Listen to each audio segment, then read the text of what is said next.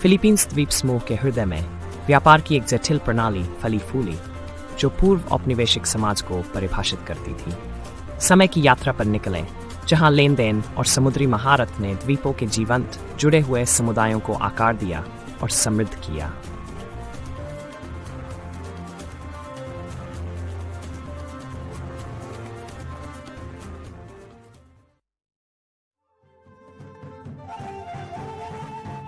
औपनिवेशिक छायाएं आने से पहले फिलीपींस के द्वीप एक ऐसी प्रणाली पर फले फूले जो व्यापार और लेन देन में गहराई से जड़ी हुई थी। हरे भरे जंगल और विस्तीर्ण समुद्र ऐसे संसाधन प्रदान करते थे जिनका आदान प्रदान जनजातियों और पड़ोसी क्षेत्रों के बीच होता था। ये जीवंत नेटवर्क मेलजोल और सांस्कृतिक समेकन को प्रोत्साहित करता था, सहयोग और पारस्परिक समृद्धि का एक समृद्ध ताना बाना बुनता था।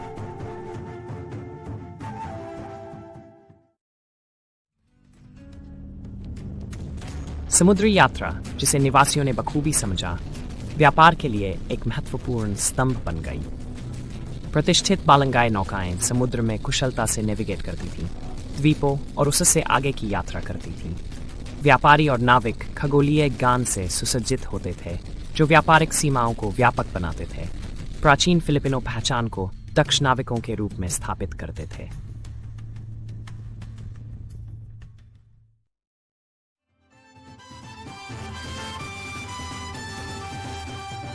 व्यापार के जटिल जाल ने भौतिक वस्तुओं से आगे का विस्तार किया।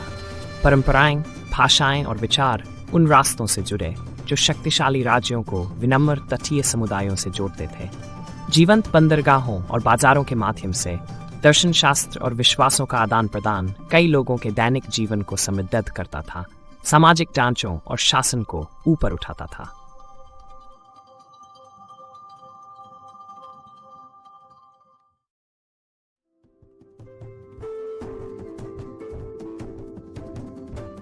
प्राचीन फिलिपिनो अपनी शिल्प कौशल के लिए जाने जाते थे, जो व्यापार में प्रशंसा लाता था। हस्तशिल्प करघे और जटिल मिट्टी के बर्तन की डिजाइन उनकी शिल्प कौशल के प्रतीक थे। इन कलात्मक वस्तुओं का केवल व्यावहारिक मूल्य नहीं था, बल्कि यह पहनने वाले या मालिक की स्थिति और सांस्कृतिक धरोहर को भी दर्शाते थे।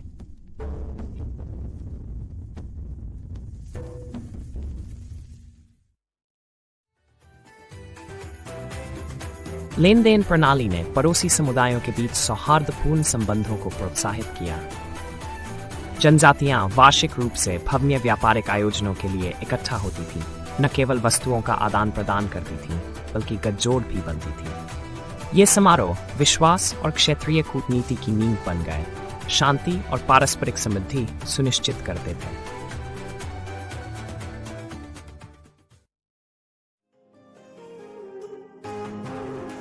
चीनी, भारतीय और अरबी व्यापारियों की उपस्थिति ने फिलीपींस के द्वीपों की सांस्कृतिक विचित्रता को आकार दिया। विनिमय के साथ भाषाई, पाक और वास्तुकला के प्रभाव आए, जो लोगों की जीवन शैली के विकास में स्पष्ट दिखाई देते थे। इस तरह का समेकन फिलिपिनो को अनुकूलन और नवाचार की अनुमति देता था, उनकी जीवंत सांस्कृतिक पहचान का उन्नयन करता था।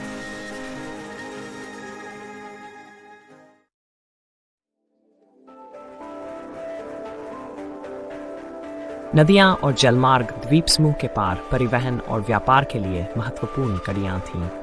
इन जड़ों के आसपास जीवन फला फूला, जो आंतरिक और तटीय समुदायों के बीच संबंध बनाती थीं। नदी तटों पर व्यस्त चौकियां उभरती थीं, जो जीवन और आदान प्रदान की गतिविधियों से थरक रही होती थीं।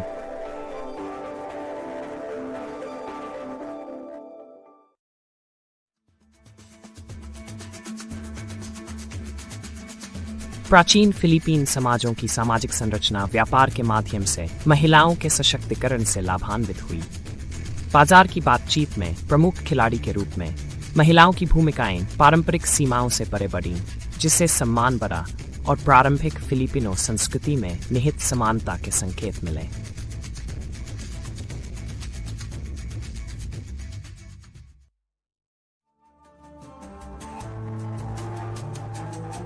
ऐतिहासिक दस्तावेज जैसे प्रसिद्ध इतिहासकार इब्न बतूता द्वारा लिखे गए फिलीपींस के द्वीपों के प्राचीन समुद्री इतिहास में आकर्षण को प्रमाणित करते हैं। समुद्र के उस पार से आने वाले यात्रियों ने जीवंत व्यापारिक दृश्य और लोगों की गर्म आतिथ्यशाही पर आश्चर्य किया।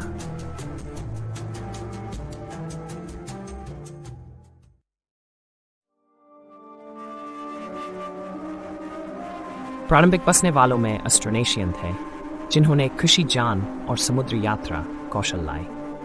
उनका प्रवास प्रारंभिक फिलीपींस की सामाजिक आर्थिक संरचना को गहराई से प्रभावित करने वाले जटिल व्यापार नेटवर्क के निर्माण के लिए मंच तैयार किया।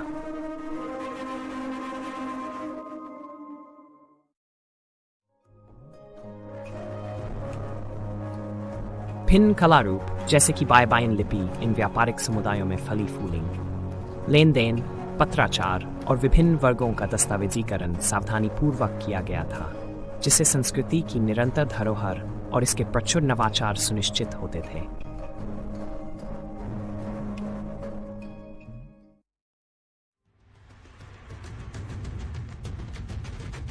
व्यापार तक ही सीमित नहीं थी, बल्कि प्रदेशों की सुरक्षा और राजनीतिक गठबंधन के पोषण को भी शामिल किया गया था। कुशल जहाज़ों ने बाहरी खतरों से उनके तटों और गांवों की रक्षा की, उनके रणनीतिक मानसिकता और क्षमताओं को प्रदर्शित किया।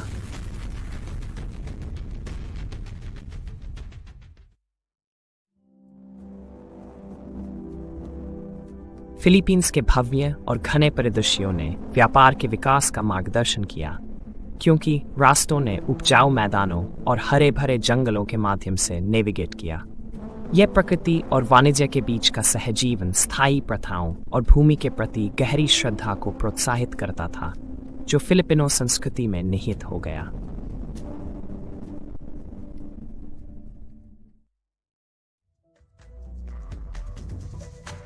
फिलीपींस से जड़ी बूटियां और पाक मसाले समुद्र के पार यात्रा करती थीं, विदेशी तालुकतकों को आकर्षित करती थी और चिकित्सा और खाना पकाने के ज्ञान के अंतर्विभागीय आदान प्रदान की ओर ले जाती थी। ये पाक कला में हस्तक्षेप फिलीपींस के समृद्ध जैव विविधता को दर्शाते थे।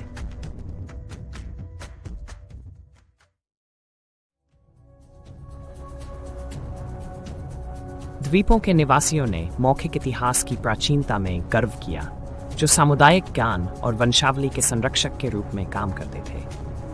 इन कथाओं, उनकी आत्मा व्याख्या और अंतर्दृष्टि द्वारा समृद्ध देश की ऐतिहासिक विरासत में बंधी रहती थीं।